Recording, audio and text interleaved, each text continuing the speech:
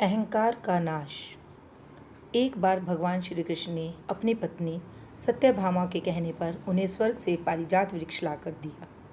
तब सत्यभामा को इस बात का अभिमान हो गया था कि वह सबसे अधिक सुंदर है और भगवान श्री कृष्ण की अति प्रिया भी है। इसी कारण उन्होंने उन्हें पारिजात वृक्ष लाकर दिया है। इसी प्रकार सुदर्शन चक्र ने जब एक बार इंद्र के वज्र को निष्क्रिय कर दिया था तो तब उसे भी ये अभिमान हो गया था कि भगवान के पास युद्ध में जब कोई उपाय नहीं बचता है तो उसकी ही मदद लेते हैं। इसी प्रकार भगवान का वाहन गरुड़ भी यही समझने लगा था कि भगवान मेरे बिना कहीं जा नहीं सकते, क्योंकि मेरी गति और मेरे बल का कोई मुकाबला ही नहीं कर सकता है। इन तीनों के इस अहंकार को तोड़ने के लिए एक दिन भगवान श्री कृष्ण ने हनुमान जी का स्मरण किया था। उनके स्मरण करते ही हनुमान जी तत्काल द्वारिका आ पहुँचे थे। भगवान राम और भगवान श्री कृष्ण जी एक ही है, ये तो हनुमान जी जानते ही थे। साथ ही वह यह भी जान गए थे कि भगवान श्री कृष्ण ने उन्हें किस कार्य के लिए बुलाया है। इसलिए वे भगवान श्री कृष्ण के दरबार में जाने की जगह द्वारिका के एक बहुत ही सुंदर बागीचे में चले गए थे और वहाँ के वृक्षों पर लगे फलों के साथ साथ वृक्षों को भी तोड़ने लगे थे। यह खबर जब भगवान श्री कृष्ण के पास पहुँची कि एक वानर बगीचे को उजाड़ रहा है, तो भगवान ने गरुड़ से कहा कि तुम सेना लेकर जाओ और उस वानर को पकड़कर मेरे सामने ले आओ। तब बल के अभिमान में भरे गरुड़ ने यह कहा था कि प्रभु, एक मामूली वानर को पकड़ने के लिए सेना की क्या ज़रूरत है, मैं अकेला ही उसे पकड़ लाता हूँ। ऐसा कहकर गरुड़ उड़ते हुए उस बगीचे में पहुँचे जहाँ हनुमान जी वृक्षों को उखाड़ रहे थे। तो गरुड़ ने उन्हें बिना जाने ही उन्हें पकड़ने का प्रयास किया था। तब हनुमान जी ने गरुड़ को अपनी पूंछ में दबाकर जोर से कस दिया, जिसके कारण गरुड़ की सांस रुक गई थी। इस प्रकार कुछ समय तक पीड़ित करने के बाद हनुमान जी ने पूंछ से ही गरुड़ को दूर समुद्र में फेंक दिया था।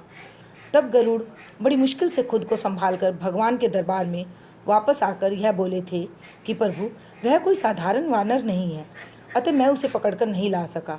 यह सुनकर भगवान श्री कृष्ण ने कहा कि वह अवश्य ही भगवान श्री राम जी के भक्त हनुमान होंगे। तुम उनके पास जाकर यह कहो कि भगवान श्री राम ने उन्हें बुलाया है, तो वह अवश्य चले आएंगे, और यदि हो सके तो तुम उन्हें अपने साथ ही लेकर आना।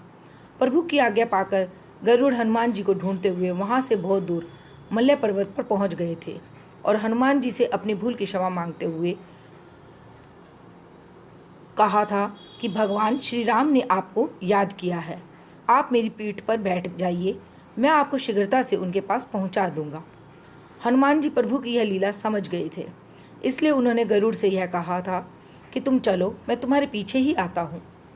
उधर द्वारिका में भगवान श्री कृष्ण ने भगवान राम का रूप धारण किया और सत्यभामा के साथ यहाँ सिंहासन पर बैठ गए थे और सुदर्शन चक्र को यह आदेश दिया कि तुम द्वार पर रहो, बिना मेरी आज्ञा के कोई भी अंदर न आने पाए।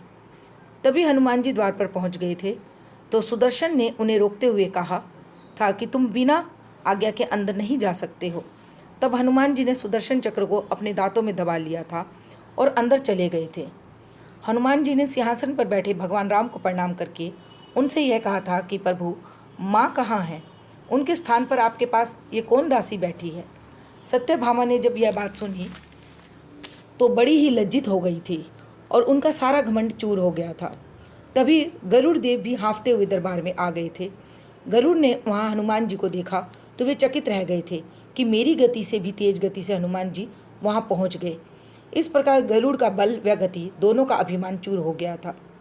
तभी श्री राम रूपी श्री कृष्ण ने हनुमान जी से यह पूछा कि तुम अंदर कैसे आ गए थे, तुम्हें क्या द्वार पर किसी ने रोका नहीं था।